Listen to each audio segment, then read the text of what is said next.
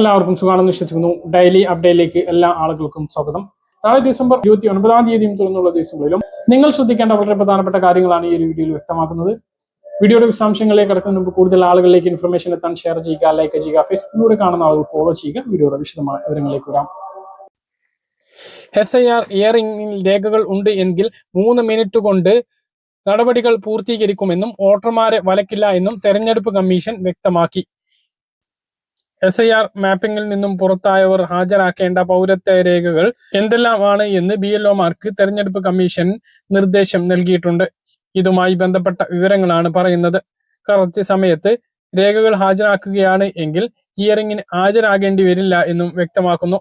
SIR 2002 voter പട്ടികയുമായി ബന്ധപ്പെട്ട് നടത്തിയിട്ടുള്ള മാപ്പിംഗിൽ പുറത്താക്കപ്പെട്ടവർ ഹാജരാക്കേണ്ട പൗരത്വ ഭേദഗതി നിയമപ്രകാരമുള്ള രേഖകൾ വോട്ടറുടെയും മാതാപിതാക്കളുടെയും ജനന സ്ഥലവും ജനന തീയതിയും തെളിയിക്കേണ്ട രേഖകളാണ്. വിദേശത്ത് ജനിച്ചവർ ഇന്ത്യൻ മിഷൻ നൽകുന്ന ജനന രജിസ്ട്രേഷൻ സർട്ടിഫിക്കറ്റ് നൽകുകയും വേണം. ഇന്ത്യൻ പൗരത്വ നിയമപ്രകാരമുള്ള രേഖകളാണ് തെരഞ്ഞെടുപ്പ് കമ്മീഷൻ ആവശ്യപ്പെടുന്നത്.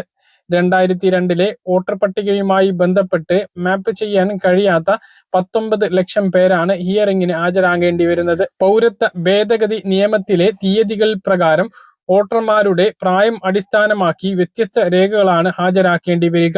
2002 വോട്ടർ പട്ടികയിൽ മാതാപിതാക്കളുടെയോ അവരുടെ മാതാപിതാക്കളുടെയോ പേരുള്ളവർക്ക് മാത്രമാണ് നിലവിൽ വിജയകരമായി SIR കടക്കാനായത്.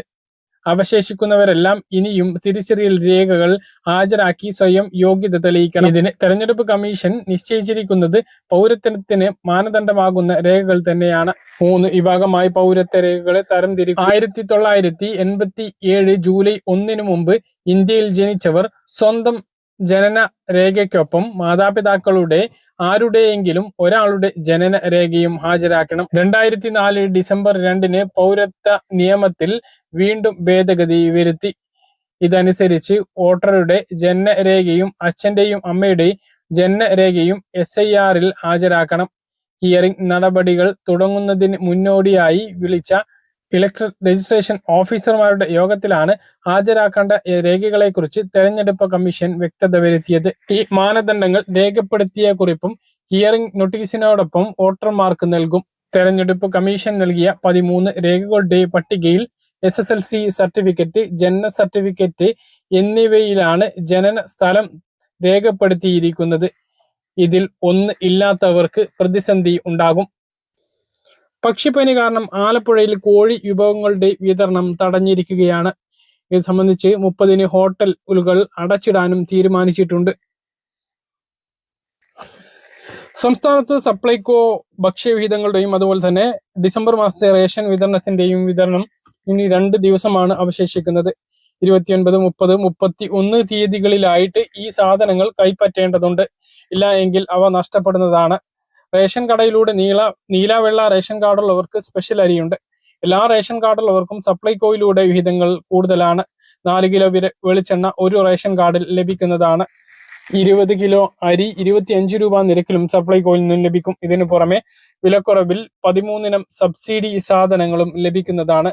സബ്സിഡി സാധനങ്ങൾക്ക് ഈ മാസം വില കുറച്ചിട്ടുണ്ട്. അതുപോലെ തന്നെ ഇതിനെല്ലാം പുറമെയാണ് കേക്കും പായസക്കൂട്ടും ഉൾപ്പെടെ 12 ഇനങ്ങൾ അടങ്ങിയിട്ടുള്ള ക്രിസ്മസ് കിറ്റ് ലഭിക്കുക. ഇവയെല്ലാം കൈപ്പറ്റണമെന്ന് കൂടി ഓർമ്മിപ്പിക്കുന്നു. കേരളത്തിലെ 62 ലക്ഷത്തോളം ക്ഷേമ പെൻഷൻ ഗുണഭോക്താക്കൾ അറിഞ്ഞിരിക്കേണ്ട ഏറ്റവും പുതിയ പെൻഷൻ അറിയിപ്പുകളാണ് ഈ ഒരു വീഡിയോയിൽ നിങ്ങളുമായിട്ട് പങ്കുവെക്കുന്നത്. സംസ്ഥാനത്തെ ക്ഷേമ പെൻഷൻ വാങ്ങുന്ന 62 ലക്ഷത്തോളം പെൻഷൻ ഗുണഭോക്താക്കൾക്ക് വലിയ തിരിച്ചടിയാണ് കേന്ദ്രത്തിന്റെ ഭാഗത്തു നിന്നും വരുന്നത്. വളരെ ക്രൂരമായിട്ടുള്ള നടപടിയാണ് കേന്ദ്ര സർക്കാരിന്റെ ഭാഗത്തു നിന്നും ക്ഷേമ പെൻഷൻ വാങ്ങുന്ന ആളുകളോട് കുറച്ചു കാലങ്ങളായിട്ട് തുടരുന്നത്. ഇതുമായി ബന്ധപ്പെട്ട വിശദാംശങ്ങളും അടുത്ത പെൻഷൻ വിതരണവുമായി ബന്ധപ്പെട്ട അറിയിപ്പും ആണ് വീഡിയോയിൽ പങ്കുവെക്കുന്നത്. ഇതിൽ ഏറ്റവും പ്രധാനപ്പെട്ട കാര്യം ക്ഷേമ പെൻഷൻ കേന്ദ്ര വിഹിതം സംസ്ഥാന സർക്കാർ മുൻകൂറായി നൽകിയിട്ടും കേന്ദ്ര സർക്കാർ പണം വിതരണം ചെയ്തിട്ടില്ല എന്നുള്ളതാണ്. ഡിസംബർ ക്ഷേമ പെൻഷൻ കേന്ദ്ര വിഹിതം നൽകുന്നതിന് വേണ്ടി 24.75 കോടി രൂപ സംസ്ഥാന സർക്കാർ മുൻകൂറായി അനുവദിച്ചിരുന്നു. ഈ തുക 8,46,400 456 പെൻഷൻ ഗുണഭോക്താക്കളുടെ ബാങ്ക് അക്കൗണ്ടുകളിലേക്ക് ഇട്ടുകൊടുക്കേണ്ടത് കേന്ദ്ര സർക്കാരാണ്. കുറച്ചു കാലങ്ങളായി കേന്ദ്ര സർക്കാർ ഈ തുക സംസ്ഥാനത്തിന് നൽകുന്നില്ല. എങ്കിലും ആ ഒരു തുക സംസ്ഥാന സർക്കാർ എല്ലാ മാസത്തെയും പെൻഷൻ വിതരണം ചെയ്യുമ്പോൾ മുൻകൂറായി അനുവദിക്കാറുണ്ട്. ഇത്തവണയും ഡിസംബർ 15-നുള്ളിൽ തന്നെ മുഴുവൻ പേർക്കും തുക ലഭ്യമാകത്തക്ക രൂപത്തിൽ സംസ്ഥാന സർക്കാർ കൈമാറിയിരുന്നു. ഇത് മാസാവസാനമായിട്ടും ഗുണഭോക്താക്കളുടെ അക്കൗണ്ടുകളിലേക്ക് എത്തിയിട്ടില്ല എന്നതാണ് വളരെ ക്രൂരമായിട്ടുള്ള നിലപാട്. വാർദ്ധക്യകാല പെൻഷൻ, വികലാംഗ പെൻഷൻ, വിധവാ പെൻഷൻ എന്നിവയാണ് 200 മുതൽ 500 രൂപ വരെ കേന്ദ്ര സർക്കാർ വിഹിതം ഉള്ളത്. 200, 300, 500 എന്നിങ്ങനെയാണ് തുക. ഈ തുകയാണ് മുടങ്ങുന്നത്. ബാക്കി സംസ്ഥാന സർക്കാരിന്റെ വിഹിതം എല്ലാ ആളുകൾക്കും ലഭിച്ചിട്ടുണ്ട്. മുമ്പ് കേന്ദ്ര വിഹിതവും ചേർത്ത് മുഴുവൻ തുകയും സംസ്ഥാന സർക്കാർ പെൻഷൻകാരുടെ അക്കൗണ്ടുകളിലേക്ക് ഇട്ടു നൽകുന്ന രീതിയായിരുന്നു. കേന്ദ്ര വിഹിതം ലഭിച്ചില്ലെങ്കിലും സംസ്ഥാനം മുഴുവൻ പെൻഷൻ തുകയും അക്കൗണ്ടുകളിലേക്ക് നൽകിയിരുന്നു. പിന്നീട് കേന്ദ്ര സർക്കാരിൽ നിന്നും തിരിച്ചു വാങ്ങുന്ന രീതിയാണ് സ്വീകരിച്ചിരുന്നത്. 2023 ഏപ്രിൽ മുതൽ കേന്ദ്ര വിഹിതം തങ്ങൾ തന്നെ നേരിട്ട് ഗുണഭോക്താക്കളുടെ അക്കൗണ്ടുകളിലേക്ക് നൽകിക്കൊള്ളാം എന്ന് കേന്ദ്ര സർക്കാർ അറിയിച്ചു. എന്നാൽ ഇത്തരത്തിൽ കേന്ദ്രവിഹിതം യഥാസമയം ഗുണഭോക്താക്കളുടെ അക്കൗണ്ടുകളിലേക്ക് ഒരു മാസം പോലും നൽകിയിട്ടില്ല. ഇതേ തുടർന്നാണ് കേന്ദ്രവിഹിതം സംസ്ഥാന സർക്കാർ തന്നെ മുൻകൂറായി നൽകാൻ തീരുമാനിച്ചത്. കേന്ദ്ര സർക്കാരിന്റെ PFMS എന്ന ഡയറക്റ്റ് ബെനഫിറ്റ് ട്രാൻസ്ഫർ സംവിധാനം വഴിയാണ് കേന്ദ്രവിഹിതം ഗുണഭോക്താക്കൾക്ക് നൽകേണ്ടത്. ഇതനുസരിച്ച് അതാത് മാസം 8,46,456 പേരുടെ കേന്ദ്രവിഹിതം വിതരണത്തിന് ആവശ്യമായ 24.75 കോടി രൂപ സംസ്ഥാനം PFMS യൂണിറ്റിന്റെ ബാങ്ക് അക്കൗണ്ടുകളിലേക്ക് നൽകുകയും ചെയ്യാറുണ്ട്. ഈ യൂണിറ്റുകൾ വഴി ഓരോ ഗുണഭോക്താവിന്റെയും അക്കൗണ്ടിലേക്ക് കേന്ദ്രവിഹിത തുക നൽകാറാണ് പതിവ്. ഇതനുസരിച്ച് ഡിസംബറിലെ തുക നേരത്തെ തന്നെ കൈമാറിയിരുന്നു. എന്നാൽ ഇത് കൃത്യമായി വിതരണം ചെയ്യാൻ PFMSന്റെ ചുമതലക്കാർ തയ്യാറായിട്ടില്ല. മുൻകാലങ്ങളിലും ഇത്തരത്തിൽ തുക താമസിപ്പിക്കുന്ന നടപടി ഉണ്ടായിട്ടുണ്ട്. അപ്പോഴെല്ലാം സാങ്കേതിക തടസ്സമാണ് കാരണം പറഞ്ഞിരുന്നത്. കേന്ദ്രം വിഹിതം ലഭിക്കുന്ന ഗുണഭോക്താക്കൾ പൂർണ്ണമായും ദാരിദ്ര്യരേഖയ്ക്ക് താഴെ ഉള്ള ആളുകളാണ്. അവർക്കാണ് ഇങ്ങനെ 300, 500, 200 എന്നിങ്ങനെ കുറയുന്നത്. ഏറ്റവും പെൻഷൻ അർഹതയുള്ള, അതായത് പെൻഷൻ കിട്ടിയിട്ട് അതുകൊണ്ട് ജീവിക്കുന്ന ആളുകളാണ് ഇതിൽ ഭൂരിഭാഗം ആളുകളും. അവരുടെ പെൻഷൻ ഇങ്ങനെ കേന്ദ്ര സർക്കാർ മുടക്കുന്നത്, അല്ലെങ്കിൽ കേന്ദ്ര ഏജൻസി മുടക്കുന്നത് ക്രൂരമായിട്ടുള്ള നടപടിയാണ്. 2023 ഏപ്രിൽ മുതലുള്ള തുക ഈ ഇനത്തിൽ സംസ്ഥാന സർക്കാരിന് നൽകാനും ഉണ്ട്. അതും നൽകാതെ തടഞ്ഞു വെച്ചിരിക്കുന്ന സ്ഥിതിയുമാണുള്ളത്. കേന്ദ്രത്തിന്റെ പേരിൽ ആ തുക വിതരണം ചെയ്യാൻ സംസ്ഥാനം മുൻകൂറായി നൽകുന്ന തുക കേന്ദ്ര സർക്കാർ ഒരിക്കലും കൃത്യമായി മടക്കി നൽകാറില്ല. പലപ്പോഴും വർഷങ്ങൾ കഴിഞ്ഞാൽ പോലും ഈ തുക സംസ്ഥാനത്തിന് ലഭിക്കാറില്ല. ഇത്തരത്തിൽ നിലവിൽ കേരളത്തിന് ലഭിക്കാനുള്ളത് 265 കോടി രൂപയാണ്. വാർദ്ധക്യകാല പെൻഷനിൽ 200 രൂപയാണ് കേന്ദ്രവിഹിതം.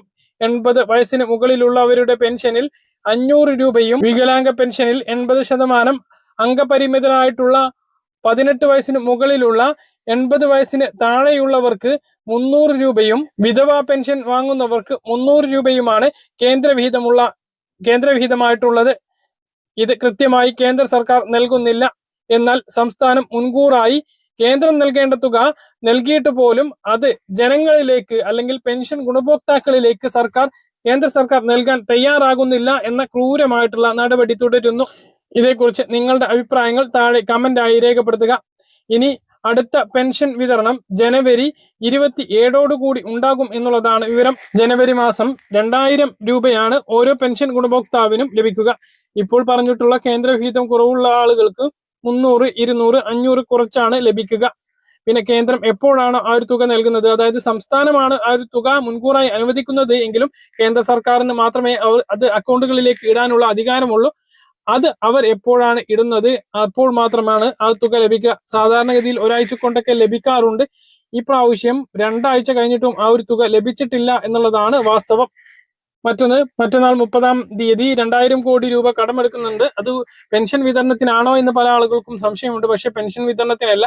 ഇപ്പോൾ പെൻഷൻ ഡിസംബർ മാസത്തെ പെൻഷൻ നേരത്തെ വിതരണം ചെയ്തുകൊണ്ട് ഇനി ജനുവരി മാസത്തെ പെൻഷൻ ആണുള്ളത്. അത് അവസാനത്തോട് കൂടിയിട്ടേ ലഭിക്കുകയുള്ളൂ.